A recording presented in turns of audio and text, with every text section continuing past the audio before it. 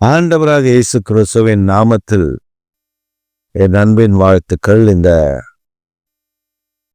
காலை தியானத்திற்காக நாம் தெரிந்து கொள்கிற வேத வசனம் இந்த மாதத்தின் வாக்குத்தத்தமும் கூட. எபிரேயர் நிருபம் 13ஆம் அதிகாரம் 8ஆம் வசனம். இயேசு கிறிஸ்து நேற்றும் இன்றும் என்றும் மாறாதவராய் இருக்கிறார். இயேசு கிறிஸ்து நேற்றும் இன்றும் என்றும் மாறாதவராய் இருக்கிறார். நம்முடைய ஆண்டவராக இயேசு கிறிஸ்து மாறாதவர். அவர் நேற்றும் இன்றும் என்றும் மாறாதவர். அப்படியானால் ஆண்டவர் நமக்கு இதை எப்படி வாக்குத்தத்தமாய் தருகிறார்? வார்த்தையினாலே நாம் அவருக்குள் நிலைத்திருக்க பண்ணுகிற ஆண்டவர் அவர் மாறாதவர் என்பதை பல காரியங்கள் மூலமாய் நமக்கு கற்றுக் கொடுக்க விரும்புகிறார். முதலாவது, அதே அதிகாரத்தினுடைய 7ஆம் வசனத்தை வாசித்து பார்த்தீர்களேயானால், நமக்கு முந்தி நடந்தவர்களுடைய விசுவாசம், அந்த விசுவாசத்தை நமக்கு முந்தி நடந்த அந்த பரிசுத்தவான்களுடைய விசுவாசத்தை நீங்கள் பின்பற்றுங்கள். ஏனென்றால் அவர்கள் எத்தனையோ பாடுகள், பிரச்சனைகள், போராட்டங்கள் வந்த பொழுதும் இயேசு கிறிஸ்துவின் மேலுள்ள விசுவாசம் அவர்கள் விட்டுவிடாதபடி வைராக்கியம் உள்ளவர்களாய் இருந்தபோது அவர் அவர்களுக்கு மாறாதவராக இருந்தார், மாறி போகாதவராக இருந்தார். சில மனிதர்கள் பல வேடம் அணிவார்கள், மாறி போகிற மனிதர்கள், மாற்றத்துக்குரிய மனிதர்கள். அவர்களை நீங்கள் பார்க்கும் பொழுது அவர்கள் நமக்கு ஒரே மாதிரியாக இருக்க மாட்டார்கள். நேற்று ஒரு மாதிரி இருப்பாங்க, இன்னைக்கு ஒரு மாதிரி இருப்பாங்க, நாளைக்கு ஒரு மாதிரி இருப்பாங்க. அப்படி வேதத்தில் நிறைய மனிதர்களை குறித்து, நிறைய மனிதர்களுடைய காரியங்களை குறித்து வேதத்தில் எழுதி வைத்திருந்தாலும், யாக்கோபுடைய மாமன் லாபானை குறித்து வேதம் சொல்கிறது, அவன் நேற்று முன்தினம் இருந்தது போல அல்ல, அவன் முகநாடி வேறுபட்டிருந்தது, அவன் முகம் வேறுபட்டிருந்தது. ஆபேலுடைய சகோதரன் காயினுடைய முகமும் ஆபேலுடைய காணிக்கையை கர்த்தர் அங்கீகரித்தது நிமித்தம் இந்த காயினுடைய முகமும் வேறுபட்டிருந்தது. யாக்கோபை கர்த்தர் ஆசீர்வதித்திருக்கிறார், யாக்கோபுடைய மந்தைகள் பெருகியிருக்கிறது, அது என்னுடையது தானே, அது என் பிள்ளைகளுடையது தானே என்று லாபான் நினைக்காமல், லாபான் அதற்கு மாறாக அவன் முகம் வேறுபட்டு நின்றது. இந்த காலை வேளையில் அவர் மாறாதவராய், இயேசு மாறாதவராய், இயேசு கிறிஸ்துவனுடைய அன்பு செயல்பாடுகள் அது மாறாததாய் இருக்கிறது போல நாமும் மாறுகிறவர்களாய் அல்ல. பாவத்தை பார்த்தால் ஒரு மாற்றம், பரிசுத்தத்தை பார்த்தால் ஒரு மாற்றம். அப்படி அல்ல. சில விசுவாசிகள் சபைக்குள்ள ஆவியில நிரம்பி அவர்கள் ஜெபிக்கும் பொழுது நீங்க உள்ள அவங்களோட ஆராதனை இருந்தீங்கன்னா தெரியும், அவங்கள போல இவங்களுக்குள்ள இவங்க எப்படி சண்டை போடுவாங்க, இவங்க வாயில் எப்படி கெட்ட வார்த்தை வரும், இவங்க அப்படி நம்ம நினைக்க முடியாத அளவிற்கு கையை தூக்குறது என்ன, கையை இறக்கிறது என்ன, அவங்க பேசுறது என்ன, அவங்க துதிக்கிறது என்ன, அவங்க குதிக்கிறது என்ன, எல்லாத்தையும் பார்த்தீங்கன்னா அவங்கள போல ஒரு பரிசுத்தமான ஆள் இல்லாத போல இருக்கும். ஆனா இது வேற வெள்ளை வெள்ளை வேற ட்ரெஸ்ஸு. ஆனா அப்படியே இறங்கி படிக்கட்டை இறங்கி வண்டியில் ஏறி உட்கார்ந்த உடனே மனைவிக்கு அவருக்கு ஒரு யுத்தம் வரும். இவர்களை போல நல்லவர்கள் இல்லைன்னு சொல்ற அளவுக்கு, இவர்களை போல பொல்லாதவர்கள் இல்லை என்று சொல்லுகிற அளவிற்கு சபைக்கு வெளியே வந்து அங்கிருந்து சண்டை போட்டே வீட்டுக்கு வந்து அந்த சண்டை எப்போ முற்றுமோ தெரியாது. அடுத்த வாரம் வரும்போது பார்த்தீங்கன்னா ஐயோ அப்படி ஜோடியா வருவாங்க. வெளியில போகும்போது பார்த்தீங்கன்னா அதேதான் மாற்றம். வசனத்தை கேட்டு மாற்றம் வராது, வசனத்தை வாசித்தோ மாற்றம் வராது, ஆவியானவர் கிரியை செய்தோ மாற்றம் வராது.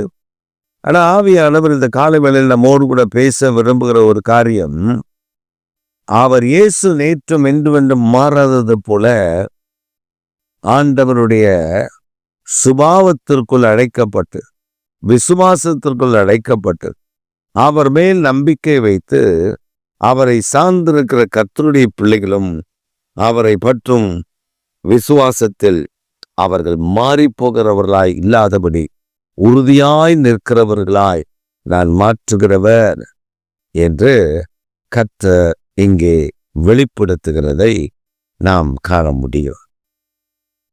இரண்டாவது ஒரு காரியம் அங்கே இருக்கிறது. நீங்கெல்லாம் மேன்மையா அழைக்கப்பட்டிருக்கீங்க, நாங்க அப்படி இல்லை, நாங்க குறைவாக தான் அழைக்கப்பட்டிருக்கிறோம், அதனால எங்களுக்கு இதெல்லாம் இருக்கத்தான் செய்யும்ல ஒரு கூட்டம் பாத்திரங்களை குறித்து மேன்மை பாராட்டும். ஏன் பாத்திரம் இது? ஏன்னா பவுல் சொல்றாருல, கர்த்தருடைய வீட்டில அநேக பாத்திரங்கள், வெள்ளியும் பொன்னுமான பாத்திரம், மரமும் மண்ணுமான பாத்திரங்கள், கனத்துக்குரியவர்கள், கனவீனத்துக்குரியவைகள், ஆனால் எல்லாவற்றையும் ஆண்டவர் உண்டாக்கினார் அப்படின்னு சொல்லும்போது நம்மளுக்கு அந்த பாத்திரத்தை பிடிச்சிக்கிட்டு நான் மண்ணுங்க, நான் மரங்க, நம்ம இப்படிதாங்க, நீங்களாம் தங்கங்க, நீங்களாம் வெள்ளிங்க அப்படின்னு மற்றவர்களை இப்படி சொல்லியே இவன் மனம் திரும்பவே மாட்டான், விசுவாச வாழ்க்கைக்குள்ளே வரமாட்டான். ஆனா இந்த புதிய மாதத்துல கர்த்தர் நமக்கு ஒரு வாக்கு தத்தத்தை, ஒரு திட்டத்தை விளங்க பண்ணுகிறார். இயேசு கிறிஸ்து நேற்றும் இன்றும் என்றும் மாறாதவர். அந்த மாதிரி உங்களையும் என்னையும் மாறி போகிறவர்களாய் அல்ல, பரிசுத்தத்தில் மாறாதவர்களாய் நிலைநிற்க பண்ண போகிறேன் என்றுதான் ஆண்டவர் நமக்கு ஒரு வாக்கு பண்ணுகிறார். என்ன வாக்கு தத்தம் அது? பாவத்தில் விழுந்து விழுந்து எழுந்திருக்கிற, இந்த பாவத்தில் விழுந்து எழுந்திருக்கிறது எனக்கு பிடிக்கல, ஆனா என்னால அதுல இருந்து வெளியே வரவும் வழி தெரியல,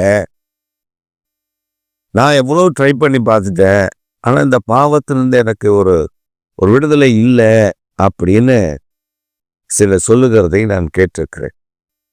பாவத்தை மன்னிக்கிறவர், பாவத்தில் இருந்து விடுதலை தருகிறவர் இயேசு கிறிஸ்து. அவரிடத்தில் ஒப்புவித்தால் அவர் நம்மை பாவத்திலிருந்து மாத்திரமல்ல, எல்லா அநியாயம் அக்கிரம தீமையிலிருந்து விலக்கி நம்மை விடுவித்து அதெல்லாம் நம்மை விட்டு அகற்றி விட்டு அவர் ஒளியில நடப்பது போல நம்மையும் ஒளியில நடக்க ஆரம்பிக்க வைத்து விடுவார். அப்ப அவர் இருக்கிறது போல, அவர் மாறாதவர் போல நம்மையும் பரிசுத்தத்தை விட்டு அசுத்தத்திற்கு மாறுகிறவர்களாய் ஒப்பு கொடுக்க மாட்டார். நாம் பரிசுத்தம் உள்ளவர்களாய் கர்த்தர் மாற்றி விடுவார். அப்ப இதுவரை என்னை ஆளுகை செய்தது, இதுவரை என்னை வழிநடத்தினது, இதுவரை என்னை விழுந்து விழுந்து எழுந்திருக்க பண்ணினது, அதிலிருந்தெல்லாம் விடுவிக்கிறதுக்காகத்தான் இயேசு சொல்லுகிறார், நான் மாறாதவர். இப்ப நல்ல கவனமா புரிஞ்சுக்கோங்க. அதனாலதான் ஆண்டவர் சொல்றாரு, நான் மாறாதவர். இயேசு கிறிஸ்து நம்முடைய தேவனாகிய கர்த்தர் மாறாதவர். அப்ப நம்மையும் மாறி போக பண்ணுகிறவர் அல்ல. அவர் மாறாதவராய் இருக்கிறது போல நம்மையும் மாறாதவர்களாக நிலைநிற்க செய்கிற கர்த்தர் இந்த காலை வேளையில் உங்களை பார்த்துதான் சொல்லுகிறார், என் மகனே, என் மகளே, உனக்கு நான் தந்திருக்கிற என்னுடைய விசுவாசத்தில் நீ நிலைத்திருந்து அந்த பாதைகளை, பரிசுத்தவான்கள் கடந்து வந்த பாதைகளை நீ ஆராய்ந்து நீ பின்பற்றி அந்த விசுவாசத்தை விட்டுவிடாதபடி நடந்தால் நான் அவர்களுக்கு மாறாதவராய் இருந்தது போல உனக்கும் மாறாதவர்களாய் இருப்பேன். அந்த பரிசுத்தவான்கள் யாரு? D.L. மோடி, ஆஸ்பான், பில்லி கிரகம், ரெய்னர் போங்கே, இப்படி நாம சார்ல்ஸ் ஃபின்னி, இப்படி நாம ஸ்பர்ஜன், வில்லியம் கேரி, இப்படி நம்ம சொல்லிக்கொண்டே போகலாம். அத்தனை பரிசுத்தவான்கள், அத்தனை பரிசுத்தம் உள்ள கர்த்தருடைய பிள்ளைகள் அத்தனை பேர் இருக்கிறார்கள். கர்த்தருடைய ஜனங்கள் அவ்வளவு பேர் இருக்கார். பரிசுத்தவான்கள், இயேசு கிறிஸ்துவை உண்மையாய் பின்பற்றின கர்த்தருடைய தாசர்கள் அவ்வளவு பேர் இருக்கிறார். இன்றைக்கு பரிசுத்தம் உள்ள தேவன் நமக்கு கற்றுக் கொடுக்கிறார். அவர்கள் பின்பற்றி வந்த பாதைகளை கவனியுங்கள். நான் அவங்களுக்கு மாறாதவர்கள தானே இருந்தேன், அவங்க கூட தானே இருந்தேன், அவங்களோடு கூட தானே இருந்து வழி நடத்தினேன். அப்ப நான் உங்களை கைவிட்டுருவேனா? நம்ம நினைக்கிறோம். அவங்களா சில பரிசுத்தவான்கள் அவருடைய வாழ்க்கை பரிசுத்தம்னா பரிசுத்தம் தான், அசுத்தமான வாழ்க்கை இல்லை. இன்னைக்கு சிலர் பார்த்தீங்கன்னா சர்ச்சுக்கு வந்த ஒரு பரிசுத்த வாழ்க்கை, வெளியில போன ஒரு வாழ்க்கை, நண்பர்களோடு ஹோட்டல் போன ஒரு வாழ்க்கை. ஒருத்தர் சொல்றாரு, இன்னைக்கு நான் ஹோட்டல் போனேன், ஃபேமிலியா போனோமா? ஃபேமிலியா தான் ஹோட்டலுக்கு போவாங்க, ஃபேமிலியா போய் தான் சாப்பிட தான் போவாங்க. அப்போ அங்கே அந்த ஹோட்டலில் ஒரு ட்ரிங்க் கொடுத்தாங்க.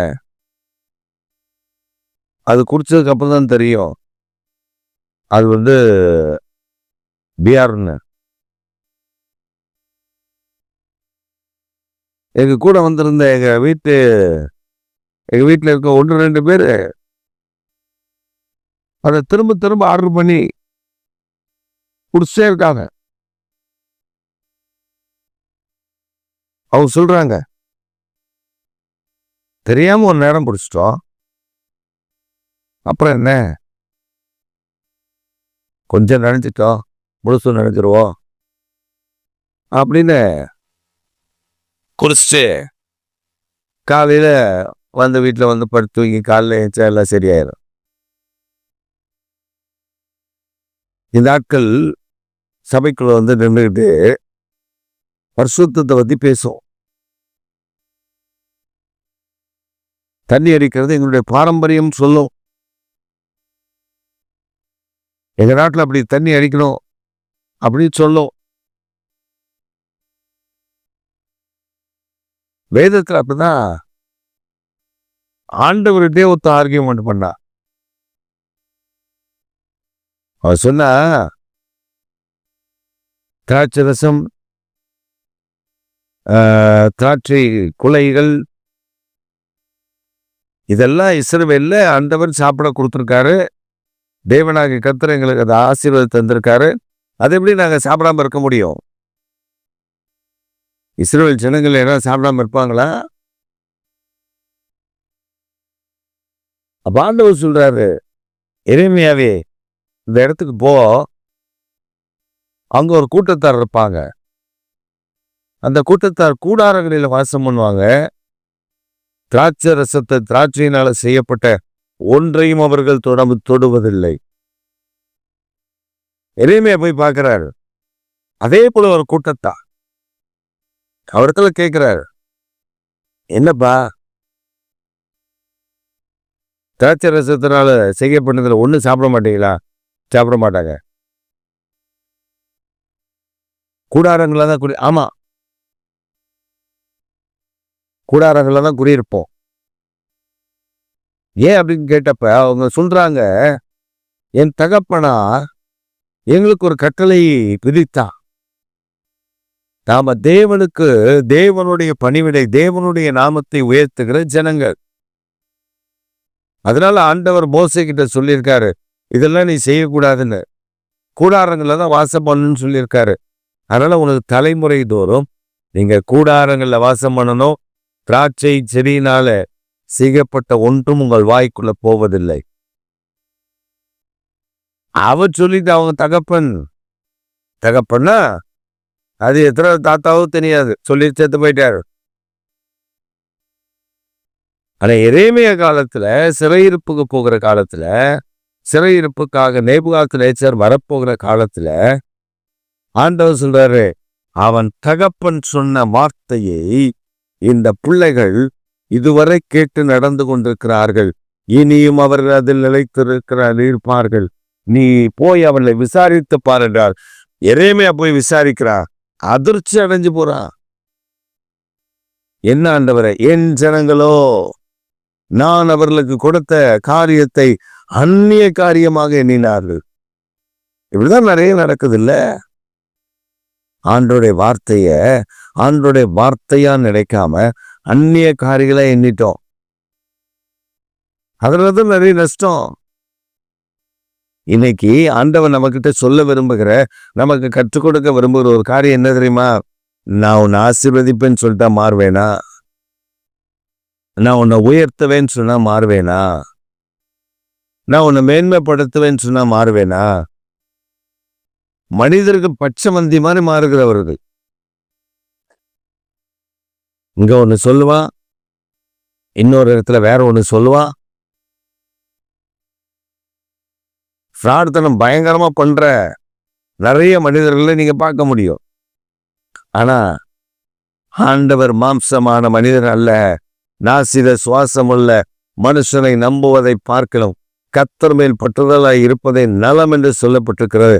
அவர் வாக்குத்தத்தம் பண்ணினா மாறாதவர். நீங்க மனிதருடைய வாக்குத்தத்தத்தை நம்பி சோர்ந்து போயிருக்கீங்களா? இந்த காலை வேளையில இன்னைக்கு உங்களோட தான் பேசுகிறார். அவர் வாக்குத்தத்தம் பண்ணி அவர் உங்களுக்கு வாக்கு கொடுத்திருக்கிறார். அவர் உங்களை கைவிடார். அவர் மாறி போவார். ஐயோ, எனக்கு இப்படி ஒரு வாக்குத்தத்தத்தை கொடுத்திருக்காரு, இன்னும் நிறைவேறவில்லையே, ஏங்கி இருக்கீங்கல்ல? உங்களை பார்த்தான் சொல்றாரு, நான் மாறாதவர்மா, நான் மாறாதவப்பா, நீ ஏன் கவலைப்படுற? நான் நேற்றும் என்று மாறாதவர். நான் உனக்கு சொன்னதை செய்யும் அளவு உன்னை கைவிடுவதில்லை. ஆமேன், ஆமேன். எங்கள் சர்வ வல்லமுள்ள தேவனை நித்திய பிதாவே, இந்த செய்தியை கேட்கிற ஒவ்வொரு பிள்ளைகளையும் ஆசீர்வதியும். இந்த மாதத்தில் நீர் அவர்களுக்காக வைத்திருக்கிற ஆசீர்வாதங்கள் ஒன்றையும் அவர்கள் இழந்து போகாதபடி நீ மாறாதவருடைய வாழ்க்கையில் இருந்து மேன்மைப்படுத்த போகிற நல்ல தயவு கிருபை பிரசன்னத்திற்காக நன்றி சொல்கிறோம்.